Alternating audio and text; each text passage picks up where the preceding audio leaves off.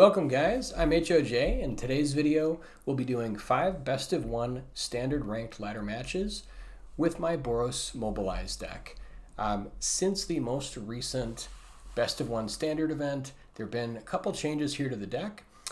First of all, if you want to check the description, there should be a link to all of the best of 1 standard events in a playlist, and all of my other playlists as well. In addition, there's a full deck list on moxfield.com and all of the win rate statistics on untap.gg. I do also have a link to my other channel where I'm a writer of science fiction and fantasy. And lastly, there's a link here if you would like to subscribe to this channel, if you like this kind of content and you want to see more. Okay, so let's jump in. So if you haven't watched the best of 1 standard event, I won't spoil it, but I was very happy with the result. And I really like the new direction the deck has gone in. So I always like to go deeper on a deck, especially one that I'm really having fun with, like this one. And I do definitely, I'm still in the process of trying to save up rares so I can do some more best of 1 standard events with different decks just to show you guys the rest of the metagame. But in the meantime, let's take a look at the changes here for Boros Mobilize. So I really like Shocking Sharpshooter. At the very beginning of the deck's evolution, I had tried it just at the barest amount, and then I kind of discounted it for a long time. But I ran it again, thanks to some of the comments that you guys made, which I really appreciate, and took it through the best of 1 standard event where I really, really liked it. I think this is a fantastic card. I did end up ultimately cutting the Neighborhood Guardians in place to replace them with Shocking Sharpshooter. I think Neighborhood Guardian is still a fantastic card. One of the main problems with it, though, is it fails the shock test. Just because Mono Red and Boros is so big in the format, if you play a 2/2 on turn 2 that has no way of protecting itself, and they have a mana open and they can just shock it, you can just lose there if you aren't able to, get enough defenses going, whatever. Its ability is fantastic. I love the ability of Neighborhood Guardian. That being said, Shocking Sharpshooter with the ability to hit the opponent directly without having to go through combat is amazing. And the fact that it's a 1/3 with reach is also really, really good. Other changes, I also just, now that I'm back to the 2 copies of Enduring Innocence, this card is so good. I am seriously considering playing more than just 2 copies, but right now I'm really liking where this is at. The value is fantastic. In addition, Delney Streetwise Lookout is no joke. I had a game recently where I played a stadium headliner on turn 1. On turn 2, I played a Shocking Sharpshooter. Turn 3, played a Delney, and got double triggers off the headliner, which then gave me double triggers off each of those double triggers. It was completely ridiculous. I think they dropped him to 7 on turn 3. It was crazy. So Delney is fantastic. I also added 1 copy of Anim Pakal, Thousandth Moon, again, based on your comments, guys. I really appreciate you. And Anim Pakal is a complete house in this deck. Both Anim Pakal and Delney I had originally discounted because they do fail the shock test, so they can be killed if your opponent has an open mana and has access to shock or burst lightning. That being said, if you can set up a turn where you can safely get them going, they can just outright win you the game. They are so powerful. One of the ways that we can set this up, part of the reason which kind of had me thinking that these are a little bit better than the place that the Neighborhood Guardian was occupying, is when you play the Neighborhood Guardian on turn 2, they can just shock it, no problem, right? But if you on turn 2 play a Voice of Victory, and then on turn 3 play a Delney or a Anim Pakal, they are unable to cast spells on your turn unless they kill your Voice of Victory. And if they waste their turn killing your Voice of Victory, you can still play the Delney or the Anim Pakal and get at least 1 turn going where they're tapped out. So the way it kind of shakes out, Delney and Anim Pakal are actually quite good. The other kind of nice gem that I sort of realized was one copy of Haliya, Guided by Light, might even increase this, is really big game. Being able to warp this in for a single mana alongside, like, so turn 2 you go Voice of Victory, turn 3 you warp in Haliya, Voice of Victory attacks, all of a sudden you have your 3 points of life gain and you get an extra card. Same thing with playing Haliya and then Frontline Rush. That also gets you an extra card. Playing Haliya and then Sanguine Evangelist gets you an extra card. Playing Haliya and then Anim Pakal and attacking gets you an extra card. It just is really good. And then you can play it later, keep gaining life. It's good against mono red, it's good against Boros. All around, just really happy with it. Other changes, I ended up cutting the entire package with the, what's it called? The Soul Guide Lantern. In the games where it's good, it's amazing. I mean, there's no discounting that. I've gotten concessions just by literally playing it against Reanimator. And I love that. And I want to be able to do that more. However, games against other opponents where you need to get something going, you can't really afford to play a 1-mana do-nothing artifact. You just can't. So ultimately I decided to cut them. If we lose to Reanimator, we lose to Reanimator. You know, sometimes they get their turn 4 win, sometimes we get our turn 4 win, whatever. It's just, you make choices. And I think that I rather would be proactive against a large range of matchups than just maybe prepared against one, since it is best of one. So in their place, I ended up putting back in a full playset of Burst Lightning. And the deck had really been hurting from a lack of removal when I took out some of the removal, so having that back in really feels good. Burst Lightning just, it's so useful, I can't even, it's amazing. And then I also put back in 2 copies of Lightning Helix.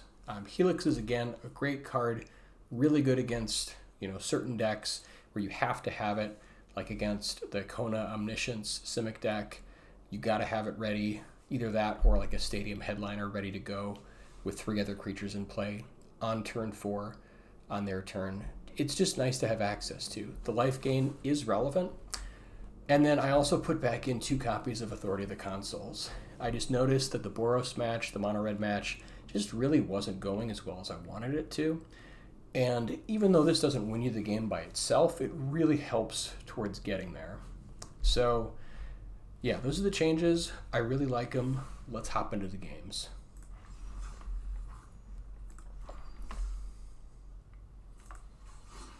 I haven't been playing as much on ladder recently, just because I've been wanting to focus a bit more on preparing some metagame matches for you guys where I do like a deep dive. I have a series where I'm going to start kind of going through individual matches, how to beat certain decks, which I hope you guys like.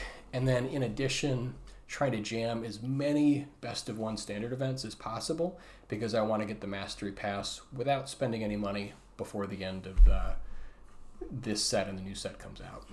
All right, opening hand looks great. Let's keep it. Oh, you know what? I realized, oh dear God, we don't have access to red mana. This is a problem. Okay. I need to take a little bit more time just looking at the hand. Well, hopefully we draw red mana.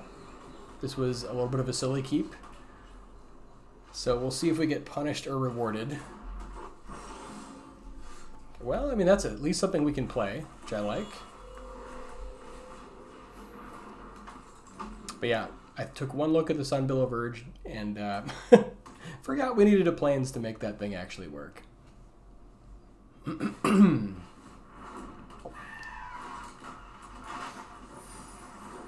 Also, Shocking Sharpshooter, just being able to block these Spyglass Sirens feels really good. Okay. Definitely rewarded. So Warleader's Call is pretty funny. We can push for a fair amount. They will be able to trade if they want to, although trading 3 for 1 is fine with me. The other option is we can go for Delney and then get the double trigger. I like Warleader's Call a little bit more. We could also go for like Sharpshooter or like Headliner here. We're up against Simic. I think it's just Warleader's Call here, to be honest. Like, the mana works the best. Yeah, we're doing it. We get to swing for 8. Feels real good.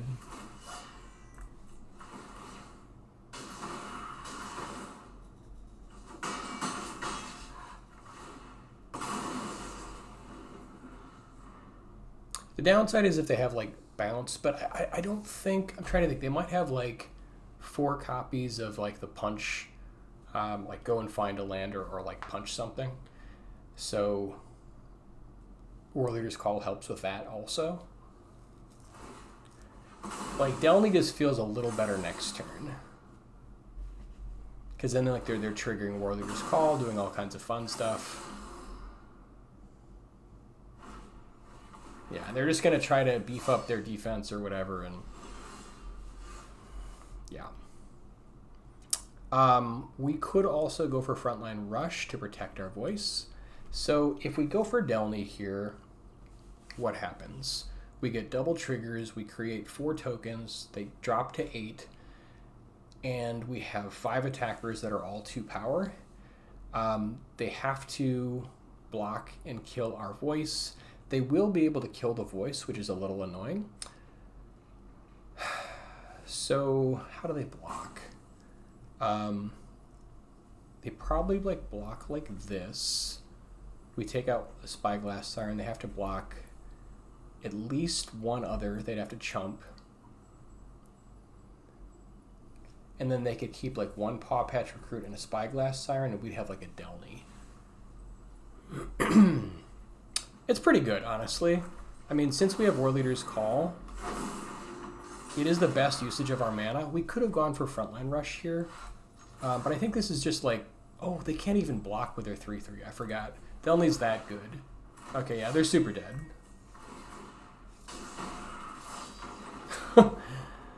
Whew. Delney is a silly card.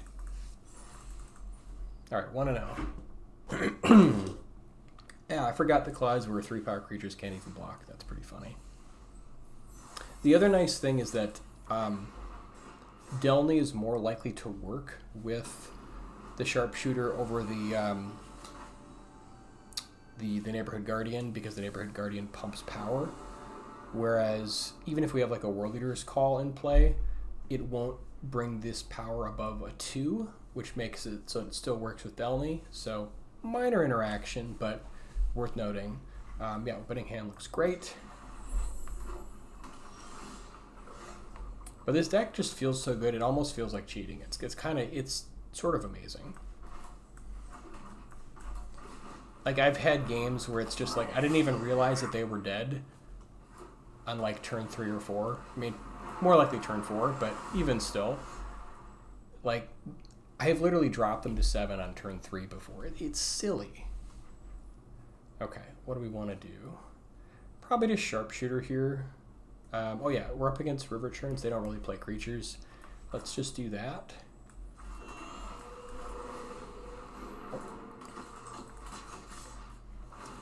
And this means that if they have like split up, it's not quite as good. They're probably going for like a turn 4 day. So we gotta make it count. Now they're probably holding up 3 steps. Either 3 steps or No More Lies. So we could try to double spell here, but it's not a great double spell, so I think we just go for it. Question is if we want to go for Evangelist or Warleader's Call. I think Warleader's Call is better because if it lands, you know, we don't get completely blown out by day. So let's push this, see what they do. If they've got the counter. Yeah, there's the 3 steps that we knew they had. But we're still pushing decent damage here.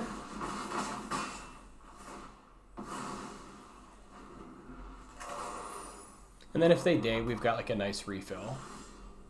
Okay. Yeah, I think we just swing and then play a bunch of other creatures. Like, it does all die to, you know, whatever nonsense they have, but then we can do like a 4-point burst lightning the turn after, so it's not so bad. And we have a bat left over. So I think we just push.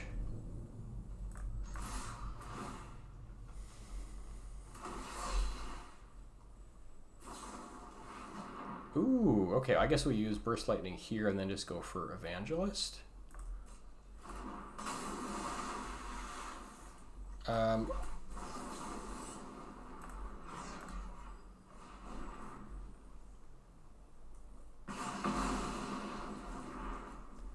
So the Sharpshooter gets turned off, which is a little annoying.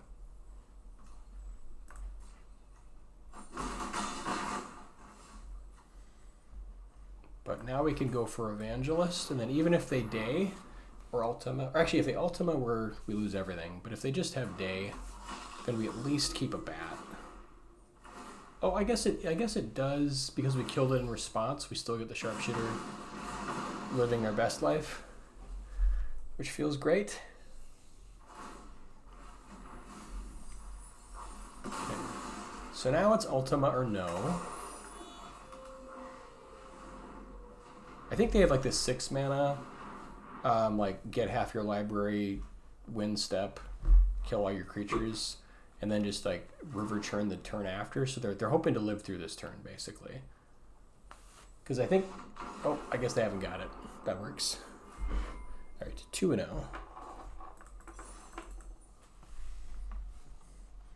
But yeah, I think their plan is to like board wipe on turn 6 and then river churn afterwards, because their 6 mana board wipe also gets half your library.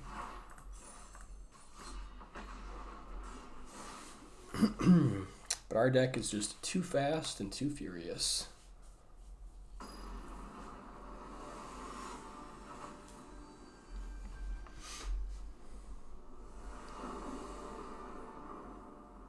Okay, opening hand looks great. We got mana, stuff to do. No turn 1 play, but that's okay. We'll get Sacred Foundry going. And then we'll go voice probably into Anim Pakal if it lives. Okay, so we're up against Reanimator. And they probably don't kill voice on turn 2. They probably just want more setup. So, yeah, they've got a nice Reanimator target. We got to get going on damage. All right, so now we'll get Anim Pakal going.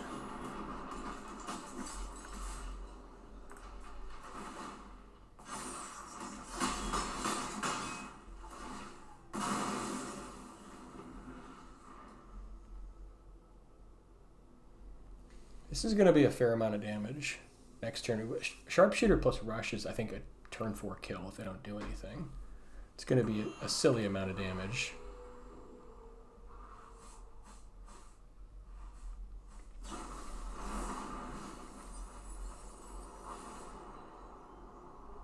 Because, yeah, we'll have, like, at least 5 or 6 creatures, so +6/+6, and then they'll all come in doing damage. It'll be pretty ridiculous.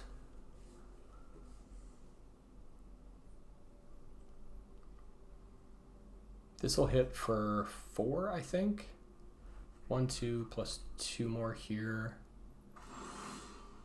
Okay, that's also great.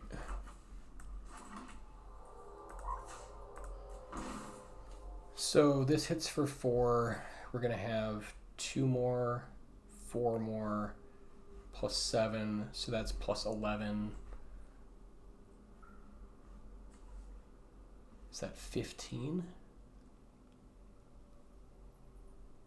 Oh, but these are going to do damage also, I think, right? So it's, okay, it's 3 damage, 6 damage, 7, 8, 9, 13. Yeah, they're super dead.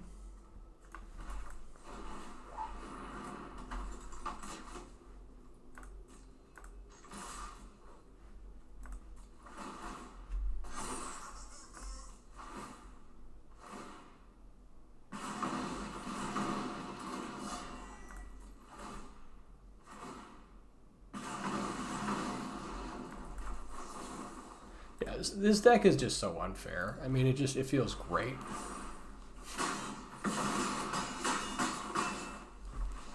Alright, 3-0. Like, this is what life is supposed to be like on the ladder. Just living the good life, ranking up.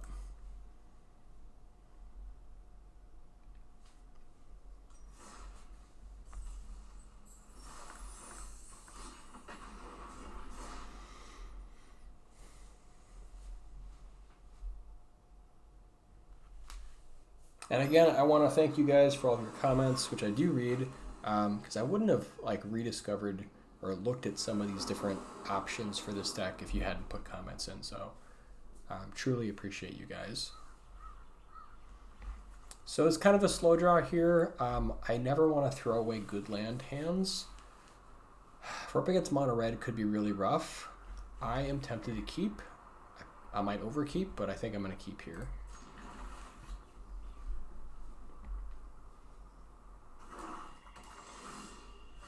Okay, we might... This might have been a bad keep. I don't know. I guess because there's decks that like go off on turn 4, maybe we're supposed to like just throw that back.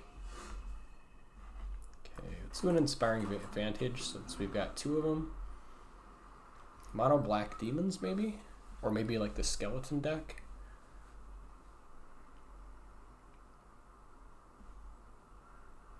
Well, I think skeleton deck probably would have played like the 2-1 can't block on turn 1 or something like that. Yeah, demons.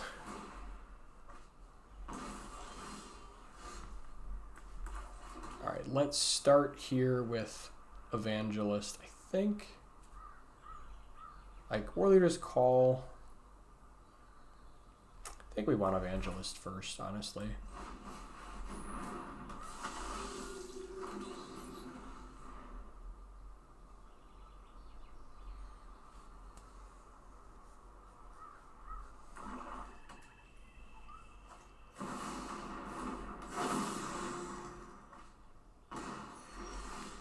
That's definitely going to be trouble.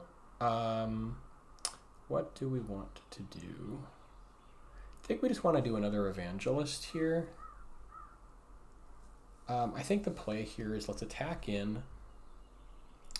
We can pump for +2/+2 if they decide to block. We're hoping they block. If they don't, then I guess we just play Evangelist. We want that thing off the field ASAP.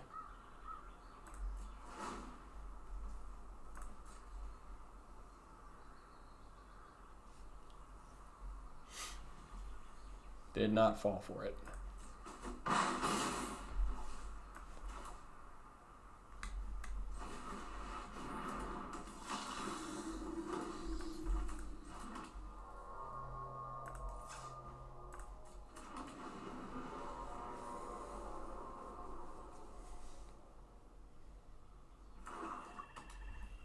Okay, so now they're going for Big Demon, most likely.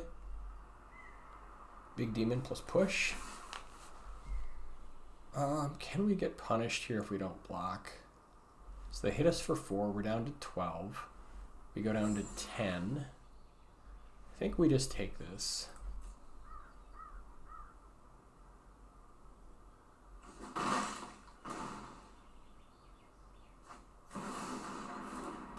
Okay, double Bloodletter is pretty rough.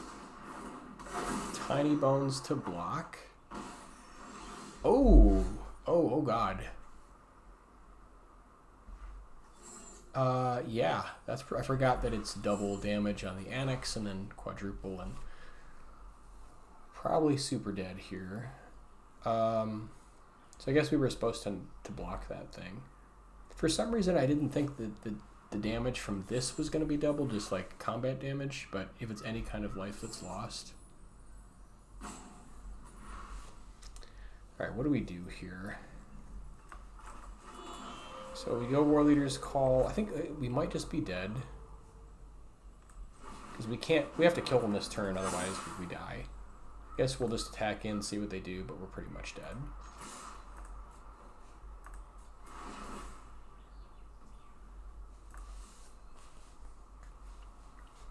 Like there's some crazy world where they like single block and like maybe we get there, but I don't think so.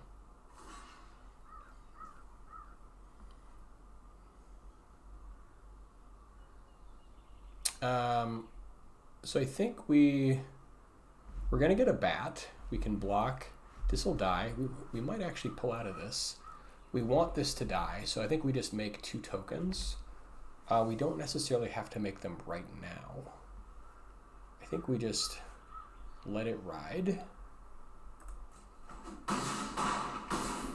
Because we get them down to 2 otherwise. So I think we need it to go this way. Or we get them down to 1, I suppose. And then we just sit.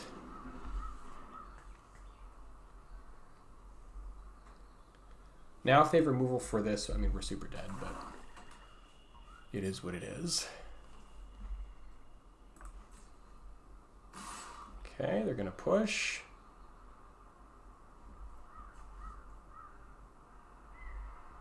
Again, any removal and we're pretty much done. Let's make our tokens. Get some more Warleader's Call.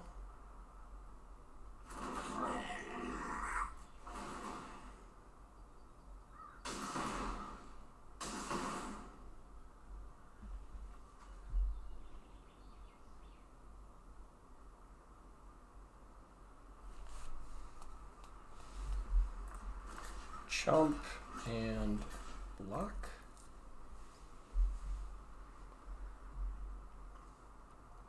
I think we still die to this though, right? Because it's going to double from 2 to 4, so we're just dead.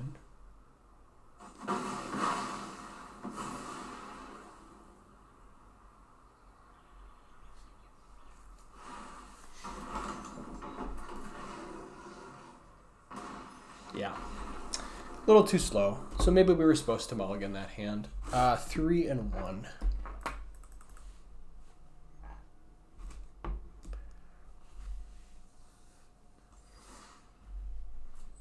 I guess like standard is so fast now that you just have to have something happening on turn 2 for sure, or like you're just done.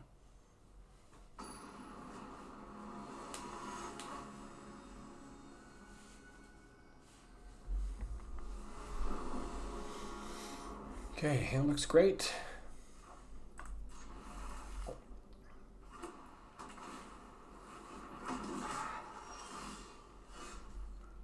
All right, let's lead out with Mountain. I think we don't have to kill that right now. We can do it on their turn, depending if they play a more interesting target. Because mono white life gain, yeah, cool. Just gonna push. I don't know that we care. I think we have to like maybe save this for real threats. Because I think like, so our thought is like if we kill this now, and then we play Sharpshooter, then they could like theoretically go like Pridemate or something, you know, and then just like outclass us. So I think we have to hold this till like their next turn. So I think we just take this damage.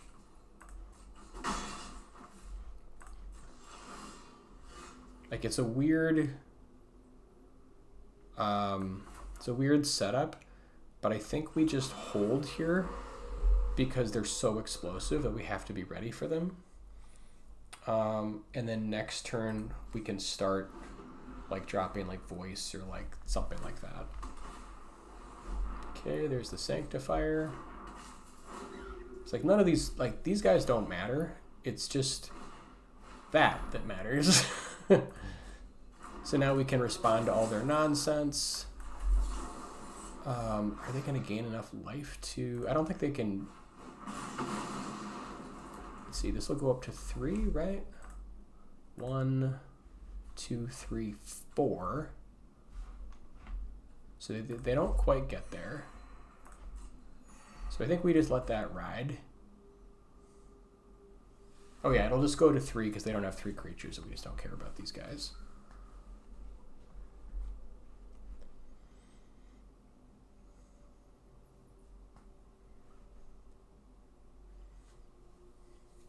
Now we just like let them push. We don't care about this. And now we can go for Voice of Victory, holding up Burst Lightning for round 2.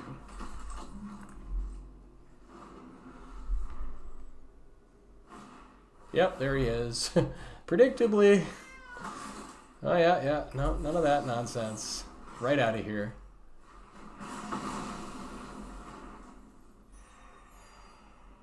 They might be able to get to 5, which I really hope they can't. But it is what it is. Ah, they got there. Oh, we tried. I think we played it right. You know, now they can replay both of them, which is annoying. All right, what's the play? So they could kill our guy if they triple block. I think we need Warleader's Call going. And then we can start branching out into other stuff here. Because this will... Or maybe we just do more setup without attacking. Because we can safely block their 2/2s. Like, we're pushing 8. They drop down to 21. Man. It's tempting, though. But if we go Evangelist into, like, Sharpshooter plus Warleader's Call, that's pretty silly, too. I think I'm going to do a turn of setup here. Let's do that.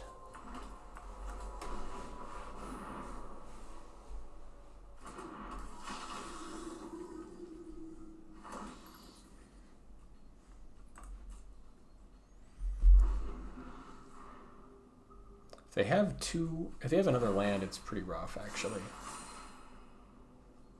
Oh, they're not going for it? I mean, okay. If you don't want to go for it, you live your best life and all that. Let's see, Warleader's Call first. Because now they can't cast spells or do anything.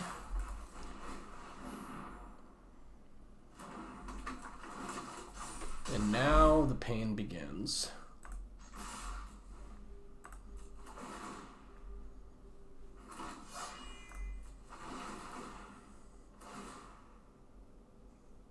Admittedly, they're at 30, so we got a ways to go. But we will get there rather quickly.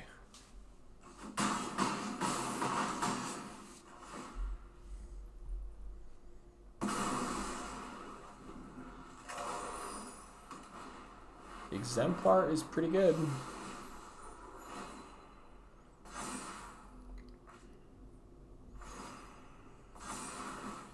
It's going to be a 7/7. Don't know that it's good enough. So if we Warleader's Call again and we push, what happens? We get 2 guys coming in, which are going to do 3 damage each. So they'll be down to 9. Everything will be... These will be 4 power each because of Battlecry plus double Warleader's Call. This will also be 4 power. Yeah, everything will be 4 power. So they block 1, 2, 3, 4. They go to 1. Is that right? Oh, man. We kill most of their creatures, though. So it's honestly, I think it's worth it. I think they go to 1.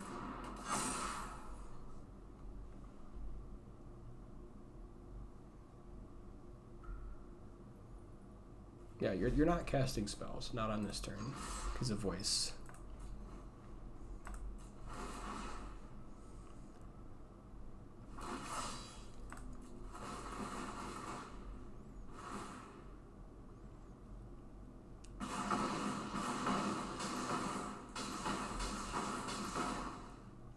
Yeah, because they block 4 and they drop to 1.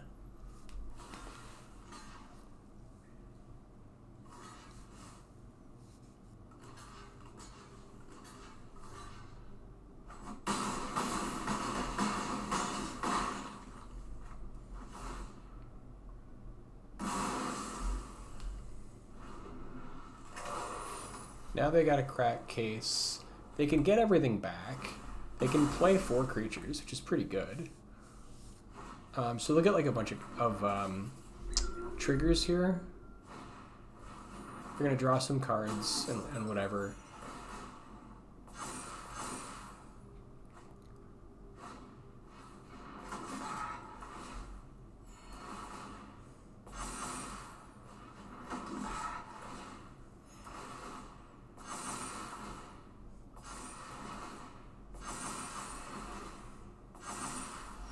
All right, they're at 6. Oh, they're just dead because we just play Evangelist and they just die. Right here. Right here, right now.